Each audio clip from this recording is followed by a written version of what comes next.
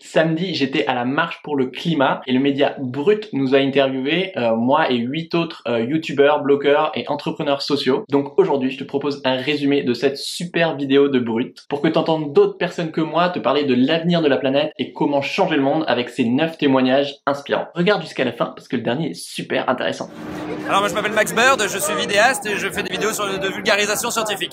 Voilà. Alors justement, quel message on veut faire passer en étant présent ici dans cette manifestation? Eh ben il faut que tout le monde comprenne que libéralisme et écologie ça peut pas rimer. On se rend pas forcément compte de l'urgence de la catastrophe, même si on n'arrête pas de nous montrer qu'il y a des catastrophes climatiques, que les insectes disparaissent, que les oiseaux disparaissent. Mais ça passe toujours au second plan par rapport à d'autres préoccupations politiques.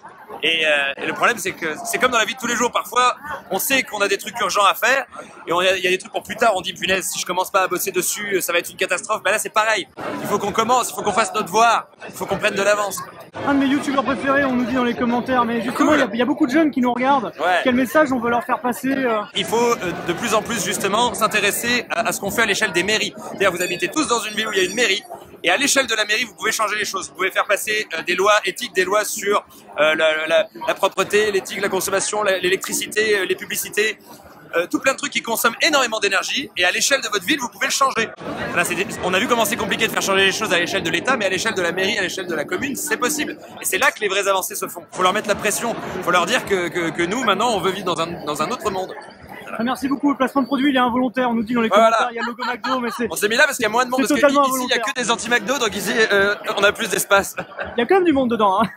Oui, d'ailleurs on va faire une intervention punitive, vous venez? Bonjour à tous, je m'appelle Mathieu Duméry avec Lénie Chérino. Bonjour. Nous avons une chaîne qui parle d'écologie de manière fun, qui s'appelle Professeur Feuillage. L'objectif, c'est de parler aux gens de problèmes environnementaux sans rendre tout ça anxiogène. Et la raison de notre présence ici, c'est que c'est un peu le prolongement de ce qu'on fait sur YouTube. Un peu foutre la honte aux élus, un petit peu foutre la honte aux institutions, dire qu'en fait que le problème ils sont pas capables de le gérer tout seuls et que on est là. Je sais pas combien il y aura eu de milliers de personnes ici aujourd'hui, j'ai hâte de voir les chiffres, mais dire qu'on est quand même un certain nombre. Il y a beaucoup de monde quand même. Hein, j'ai pas tout compté, je te cache pas. Lénie, t'as moi compté? non plus, j'ai J'ai pas compté, essayé. mais il y a du monde. En général, on symbolise le niveau d'engagement par une pyramide. Tout en bas, il y a les indifférents, au-dessus, il y a les sceptiques, ensuite, il y a ceux qui sont concernés mais qui ne savent pas comment agir. Au-dessus, il y a les engagés, encore au-dessus, il y a les ambassadeurs, ceux qui vraiment qui vont sur le front. On ne peut pas communiquer de la même manière auprès de ces différents niveaux. Si on commence à être vraiment dans l'appel à l'action citoyenne pour les indifférents, en fait, on va les faire flipper parce qu'ils ont besoin d'une approche qui est encore un tout petit peu en dessous de ce niveau-là, quoi. Et ça va passer par vraiment des habitudes quotidiennes, juste leur dire qu'il faut commencer simplement à réfléchir à la manière dont ils consomment. Et souvent, ça passe par l'émotionnel. En fait, avec Mathieu, on a l'habitude de dire qu'on sera de plus en plus nombreux, qu'on sera plus nombreux que ceux qui s'en foutent au final. Et ce genre d'événement qui va aussi réveiller une émotion, c'est aussi ça qui permet de garder de l'endurance et qui permet d'inviter à nouveau l'espoir qu'on peut vraiment faire changer les mentalités et faire changer les choses. Dernière chose que je voulais dire, nous on est sur YouTube, l'objectif c'est aussi d'aller à la télé, parce que souvent sur les chaînes YouTube, les gens ils s'abonnent à des chaînes qui parlent de sujets qu'ils connaissent déjà, qui les intéressent déjà. L'écologie, faut l'amener à la télé, parce qu'à la télé, on peut encore rentrer chez les gens. C'est notre porte d'entrée. C'est notre porte d'entrée. On leur dit regardez ça. Je m'appelle Julie, je tiens le site internet Saint-Étouvert qui parle majoritairement de zéro déchet, de consommation, comment on peut agir en tant que citoyen dans notre consommation quotidienne. Et justement, quel message on veut faire passer aujourd'hui? Qu'on est conscient qu'on est la solution en fait, qu'on est conscient du problème et qu'on sait qu'on peut agir à notre échelle. Et si nous, en tant que citoyens, on leur montrait d'abord qu'on était prêt à changer, plutôt que d'attendre bêtement qu'eux fassent le premier pas. On a besoin que la politique aille dans notre sens, mais on est là surtout pour leur dire on est prêt à changer, on est conscient qu'on est la solution. Vous voulez vous présenter à ceux qui vous découvrent peut-être aujourd'hui en direct? Yes, on est en direct. Salut. On est en direct sur Brut, Facebook Live. Je m'appelle Pierre, j'ai une chaîne YouTube qui s'appelle Changer le monde en 2 heures sur des milliers de choses que nous on peut faire à notre échelle pour agir pour les autres et la planète. Tu peux installer un moteur de recherche qui plante des arbres comme Ecosia. Tu peux sauver une vie en 45 minutes. Il n'y a pas beaucoup de gens qui le font, mais en fait tout simplement ça s'appelle donner son sang, si t'es majeur. Tu peux, si t'as un appart ou une maison, tu peux passer chez un fournisseur d'électricité renouvelable comme Enercop. Tu peux manger moins de viande, voire devenir végétarien ou vegan si t'es à fond. Il y a vraiment des milliers de choses qui existent, de contribuer à Wikipédia qui rend le savoir accessible à tous, à faire du bénévolat ponctuel en 2 heures sur une plateforme comme Diffuse. Sauf que les gens ne savent pas forcément qu'aujourd'hui, il y a vraiment plein de moyens d'agir à son échelle qui ne sont pas forcément chronophages et qu'il y a forcément une porte d'entrée qui te correspond à toi selon les causes qui te tiennent à cœur. En fait, si tu en as marre de te sentir impuissant face à tous nos problèmes de société, ça rend aussi vachement heureux de devenir acteur et de passer à l'action et de sentir que tu fais bouger le schmilblick. Et souvent, en plus, c'est à travers des projets qui existent déjà, qui ont déjà un impact social ou écolo. Et du coup, tu vois non seulement que tu n'es pas tout seul, tu te fais des potes, tu t'éclates. C'est à nous d'être tellement nombreux que derrière, les gouvernements et les grosses boîtes, elles s'alignent sur ce qu'on leur demande. Quand on traite ces sujets au quotidien, cette marche, ça donne de l'espoir quand même. Il y a tellement de monde, c'est génial. Tout à l'heure, il y avait des enfants qui criaient des slogans dans sauver notre planète. C'est sûr que moi, en tant que trentenaire et sûrement futur papa, ça te prend au trip de dire on peut pas rejeter éternellement la faute sur les générations d'avant, quoi. Oui, bien sûr, ils ont leur part de responsabilité, mais nous aussi, on fait tous partie et du problème et de la solution. Donc, il faut juste regarder les choses en face et se retrousser les manches. Moi, c'est Julien et je porte le projet qui s'appelle Ça commence par moi. Qu'est-ce que c'est, ça commence par moi?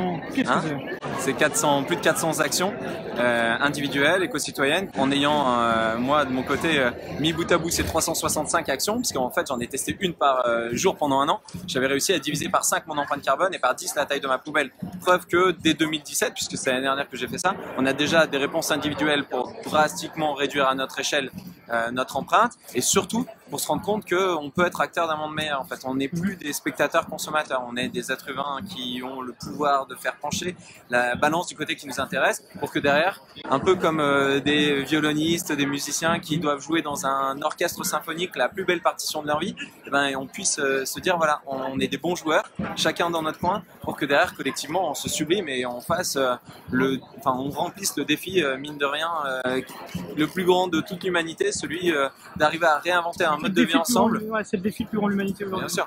Réinventer un mode de vie ensemble où on arrivera tous à vivre durablement, mais aussi équitablement. Et enfin, et le plus important selon moi, en étant heureux, on est la génération qui va devoir répondre à ce défi dans les prochaines années, ni plus ni moins. Il y en a que ça paralyse, il y en a que ça tétanise. Moi, ça m'enthousiasme de me dire que j'ai un mot à dire là-dedans. Et allons-y, quoi. Et là, de voir qu'on est autant, je trouve ça génial. Vous lisez tous La Relève et la Peste, vous avez vu passer cet article qui dit que, en fait, une action militante non violente, à partir de 3,5% de la population, là, elle a un vrai poids et elle peut faire basculer des sociétés entières.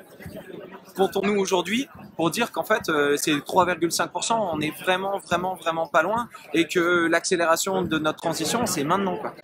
Quel message justement faire passer aux jeunes qui nous regardent, ils sont nombreux sur Brut, en direct, ils se disent bon voilà, moi je suis intéressé par tout ce qui se dit aujourd'hui, mais comment moi je peux m'impliquer au quotidien, comment je peux faire quelque chose? L'imperfection, ça peut plus légitimer notre inaction. En gros, c'est pas soit tout blanc, soit tout vert, tu vois. Il y a 50 nuances de vert pour faire un très mauvais jeu de mots. Ok, au début on va ramasser un papier dans la rue et puis ensuite on va arrêter d'acheter des bouteilles en plastique et puis ensuite on va se dire non, ok, j'arrête de manger de la viande, je passe dans un supermarché coopératif, dans une banque éthique et solidaire et puis ensuite ça va être des mouvements citoyens encore plus forts, d'actions non violentes.